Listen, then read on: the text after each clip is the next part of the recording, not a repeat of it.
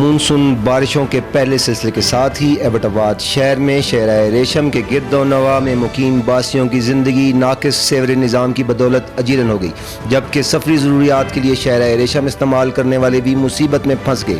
آج ہونے والی بارش کی وجہ سے سکندرآباد سے لے کر اسمال انڈسٹریل اسٹیٹ تک ٹریفک جام، گاڑیوں کی لمبی قطاریں، مسافر اور شہری عاجز آ گئے، کاروبار زندگی معطل۔ شہرہ ریشم اور اس سے منسلک رابطہ سڑکوں پر سفر کرنا، خانپور ڈیم میں تیراکی کرنے سے بھی دشوار، درجنوں گاڑیاں بند۔ کاغذی کارروائی میں ایبٹ آباد کو پیرس بنا دیا گیا، مگر آج تک سیوریج نظام تک دینے میں ضلعی و صوبائی انتظامیہ و متعلقہ ادارے ناکام۔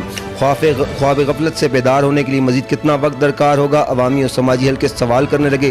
واضح ہے کہ سیوریج نظام میں نقائص کی بنیادی وجہ شہرہ ریشم کے گرد و نواح میں نو تعمیر شدہ غیر قانونی پلازے، کثیر المنزلہ بلڈنگز، پختہ تجاوزات ہیں جو کہ پانی اور سیوریج کی نکاسی کے لیے استعمال ہونے والے پانی کے رستوں پر غیر قانونی طور پر مبینہ طور پر ضلعی انتظامیہ کی ملی بھگت سے تعمیر کیے گئے ہیں۔